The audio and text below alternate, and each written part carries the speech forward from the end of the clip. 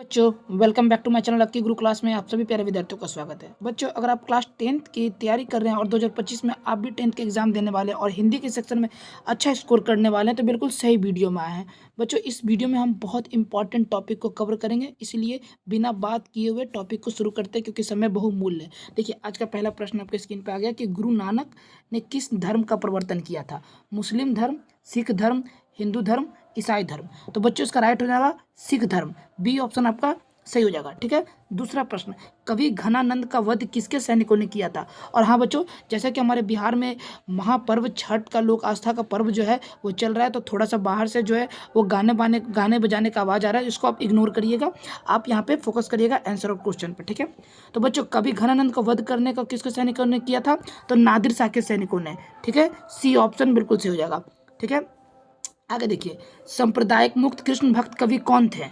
गुरु नानक, प्रेमधन, घनानंद, रस खान।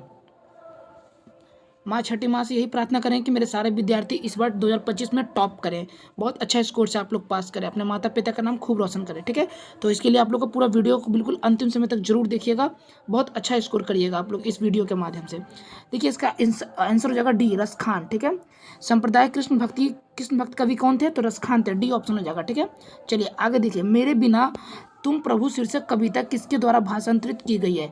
बताइए। तो बच्चों मेरे बिना तुम प्रभु शीर्षक कविता के किसके द्वारा भाषांतरित की गई थी? धर्मवीर भारती के द्वारा। यहाँ पे ए ऑप्शन आपका बिल्कुल सही हो जाएगा। ठीक है, चलिए 5वां नंबर प्रश्न की ओर बढ़ते हैं कि तुर्की के महाकवि नाजिम हिकमत की कविताओं के अनुवाद किस कवि ने पहले पुस्तिका के रूप में किया? बताइए। तो तुर्की के महाकवि हिकमत की कविता का अनुवाद किस कवि ने पहले पुस्तिका के रूप में किया? तो वीरेन डंगमाल ने। बी ऑप्शन आपका यहाँ पे बिल्कुल राइट हो जाएगा बच्चों। ठीक है, चलिए छठा प्रश्न की ओर बढ़ते हैं। छठा प्रश्न की कवित्री अनामिका के पिता का नाम क्या था? बताइए। तो बच्चों कवित्री अनामिका के पिता का नाम जो था वो श्याम नंदन किशोर था। ठीक है, सी ऑप्शन आपका यहाँ पे राइट हो जाएगा। चलिए 7 नंबर प्रश्न, पंक्ति से उतर जाता उसका खा किस कविता की पंक्ति से है? बताइए। तो बच्चों इसका राइट आंसर हो जाएगा डी, अक्षर ज्ञान। ठीक है, डी ऑप्शन आपका बिल्कुल सही हो जाएगा। ठीक है, 8वां प्रश्न, किसके बिना प्राणी को मुक्ति नहीं मिलती है? बताइए। तो बच्चों इसका राइट आंसर हो जाएगा गुरु के ज्ञान के बिना जो है प्राणी को मुक्ति नहीं मिलती है, ए ऑप्शन आपका सही हो जाएगा। ठीक है, 9वां प्रश्न, घनानंद किस धारा के कवि हैं? बताइए। तो बच्चों घनानंद जो है वो किस धारा के कवि हैं? तो रीति मुक्त धारा के कवि हैं, बी ऑप्शन आपका यहाँ पे सही हो जाएगा। ठीक है, कवि बद्री नारायण चौधरी प्रेमघन का जन्म किस वर्ष हुआ? तो बच्चों कवि बद्री नारायण चौधरी प्रेमघन का जो जन्म है वो किस वर्ष हुआ? तो याद रखना बच्चों किस वर्ष हुआ है? तो आपका 1855 ईस्वी में, ए ऑप्शन आपका सही हो जाएगा। वीडियो के अंतिम में आप बताइएगा कि आपने टोटल प्रश्न में से कितने प्रश्न को सही किया। ठीक है, गुरु नानक की रचनाओं का संग्रह किसने किया? तो बच्चों गुरु नानक के संग्रह का रचना जो है संग्रह जो है किसने किया? गुरु अर्जुन देव ने किया, बी ऑप्शन यहाँ भी सही हो जाएगा। ठीक है, इन मुसलमान हरिजन पे कोटिन हिंदू वाड़ी है, ये किस कवि के कथन है? बताइए। तो बच्चों 12 नंबर का हो जाएगा भारतेंदु हरिश्चंद्र के की ये जो है कथन है कि इन मुसलमानों पे कई सारे हिंदू कोटिन वारी हैं। ठीक है, डी ऑप्शन आपका सही हो जाएगा। अच्छा अगला प्रश्न है कि प्रेम आईनी श्री राधिका कविता में कवि ने माली का मलिन किसे कहा है? बताइए। प्रेम आईनी श्री राधिका शीर्षक कविता में कवि ने माली मलिन पता है किसे कहा है? तो इसका जो राइट आंसर हो जाएगा बच्चों ये राधा कृष्ण को कहा है, डी ऑप्शन यहाँ पे आपका सही हो जाएगा। ठीक है, स्वदेशी शीर्षक कविता में किसे संकलित है? बताइए। स्वदेशी शीर्षक जो है कविता किससे संकलित है? तो बच्चों यह जो है प्रेम घन सरस्वत से सम्मिलित है, यानी कि ए ऑप्शन आपका यहाँ पे राइट हो जाएगा। ठीक है, अच्छा अगला प्रश्न 15 नंबर यहाँ पे बच्चों, ये रहा 15 नंबर प्रश्न। एक सेकंड बच्चों, हाँ ये रहा 15 नंबर, युगपद किस कवि की रचना है? बताइए। तो बच्चों युगपद जो है वो किस कवि की रचना? बच्चों याद रखना सुमित्रा नंदन पंत जी की है, बी ऑप्शन यहाँ पे आपका बिल्कुल सही हो जाएगा। ठीक है बच्चों, चलिए अगला प्रश्न, ग्रामीण जीवन का यथार्थवादी चित्रण प्रेमगन रचिता कवि किसमें है? क्या हो जाएगा बच्चों इसका? 16 नंबर का आंसर हो जाएगा बच्चों, तो याद रखिएगा आपका सी ऑप्शन हो जाएगा। ठीक है, जीर्ण जनपद में ग्रामीण जीवन यथार्थ चित्रण प्रेमगन रचित किस काव्य में है? तो जीर्ण जनपद में है। ठीक है, अगला प्रश्न, मीर मुंशी जानकर किस कवि का वध किया गया था? मीर मुंशी जानकर किस कवि का वध किया गया था बच्चों? तो याद रखना यह जो है आपका घनानंद का किया था। डी ऑप्शन आपका यहाँ पे सही हो जाएगा। ठीक है। 30 कोटि संतान नग्न तन या पंक्ति किस शीर्षक कविता के द्वारा लिखी गई है? बताइए। तो बच्चों यह जो है भारत माता के शीर्षक की कविता से लिखी गई है, यानी कि ए ऑप्शन आपका सही हो जाएगा। ठीक है। निम्न में कौन कविता भारत में जनतंत्र के उदय का जय घोष है? तो बच्चों यह जो है आपका जनतंत्र का जन, डी ऑप्शन बिल्कुल आपका सही हो जाएगा। ठीक है बच्चों, डी ऑप्शन आपका यहाँ पे सही हो जाएगा। ठीक है। चलिए 21वां प्रश्न बच्चों यहाँ पे है, एक बूंद सहसा उछली किसकी रचना है? बताइए। तो बच्चों एक बूंद सहसा उछली किसकी रचना है? तो याद रखना अजय जी की रचना है। ठीक है। ए ऑप्शन आपका यहाँ पे सही हो जाएगा। अगला प्रश्न है कि आज्ञा शब्द में कौन सा लिंग है? बताइए। तो बच्चों आज्ञा शब्द में स्त्रीलिंग है। डी ऑप्शन आपका यहाँ पे सही हो जाएगा। अच्छा बच्चों, अगर आपको ऐसा लग रहा हो कि मैं बिल्कुल कम टाइम दे रहा हूँ तो आप वीडियो पॉज करके भी देख सकते हो या स्लो करके भी। ठीक है। वाष्प क्या है? क्योंकि बच्चों मेरा एक ही मकसद है, बिल्कुल कम समय में ज़्यादा प्रश्न को कवर करवाना। तो वाष्प क्या है? एक प्रकार का कैसा शब्द है? तत्सम शब्द। ठीक है। ए ऑप्शन आपका यहाँ पे सही हो जाएगा। ठीक है। 23 नंबर, श्रीमान शब्द का स्त्रीलिंग रूप क्या है? तो बच्चों श्रीमान शब्द का स्त्रीलिंग रूप जो है वो आपका हो जाएगा श्रीमती। ए ऑप्शन यहाँ पे, सॉरी बी ऑप्शन यहाँ पे बिल्कुल सही हो जाएगा। ठीक है।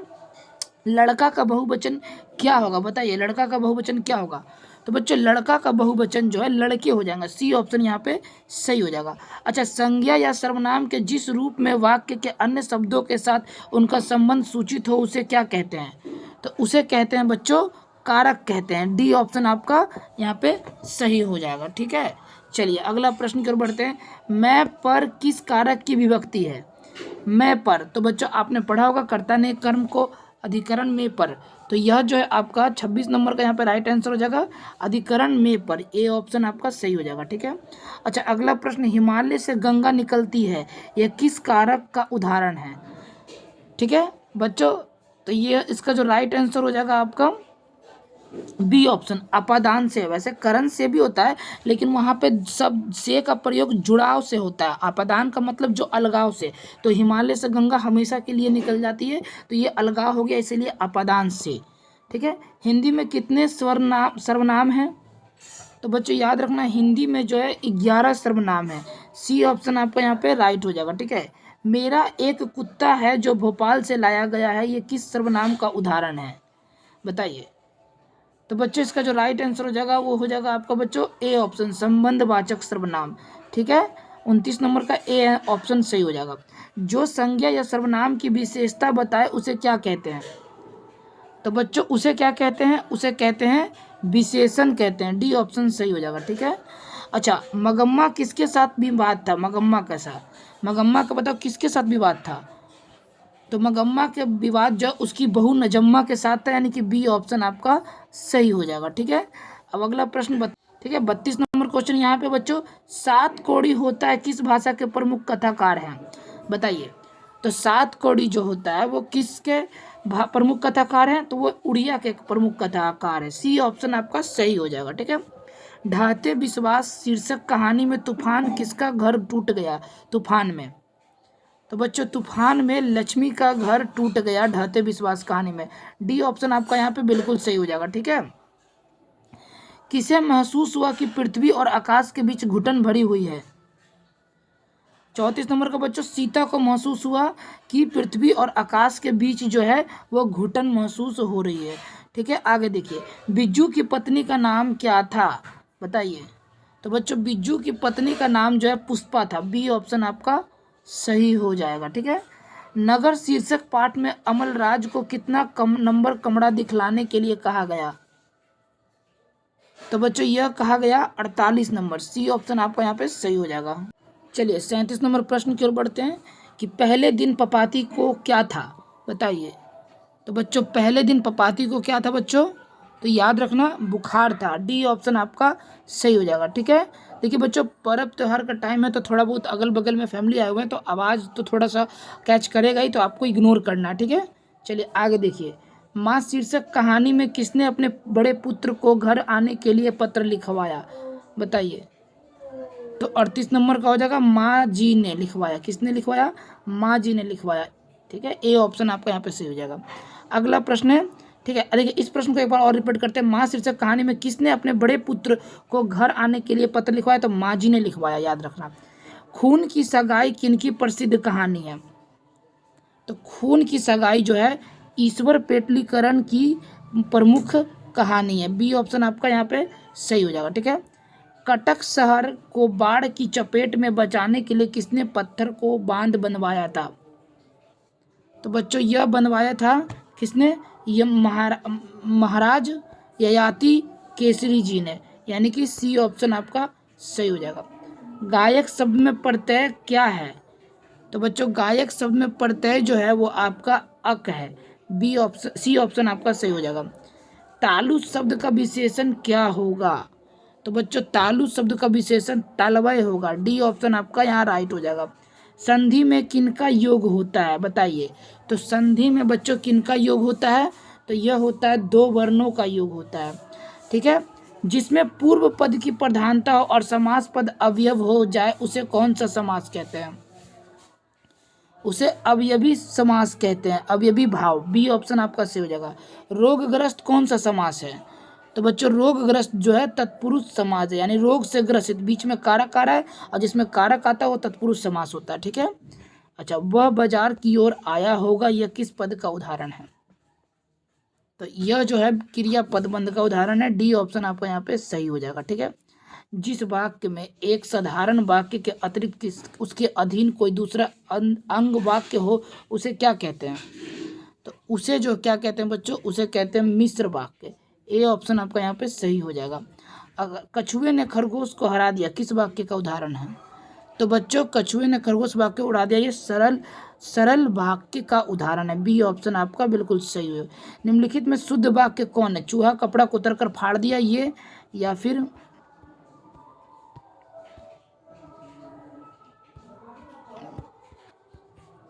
रूपवती सुमन बहुत सुंदर है ये, या मकड़ी जाल बुन रही है ये, या राम और मोहन घोर मित्र ये? तो बताइए इसमें शुद्ध वाक्य आपका कौन है?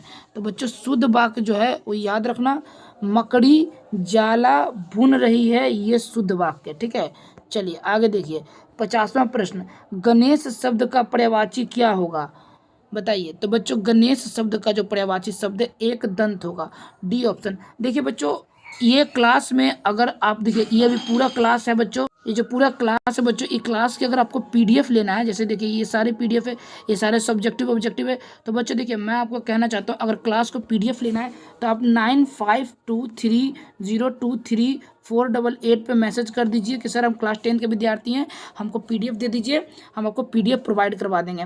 ठीक है, अभी इसमें और भी मेरे को वीडियो बनाना है बच्चों, और भी इसका क्लास करवाएंगे। तो अभी साउंड की वजह से मैं 50 क्वेश्चन ही करवा के यहाँ तक क्वेश्चन को कवर करवा के आगे के नेक्स्ट पार्ट 2 में 51 से प्रश्न कवर कर दूंगा। तो इसीलिए आप चैनल को सब्सक्राइब कर बेल आइकन घंटी प्रेस कीजिएगा ताकि आने वाली हर एक वीडियो बिल्कुल आपको आसानी से मिल जाए। ठीक है, तो बस आज के लिए इतना ही, मिलते हैं अगले वीडियो में, तब तक अपना ख्याल रखिए। बाय बाय, टेक केयर, जय हिंद, जय भारत, जय बिहार बच्चों।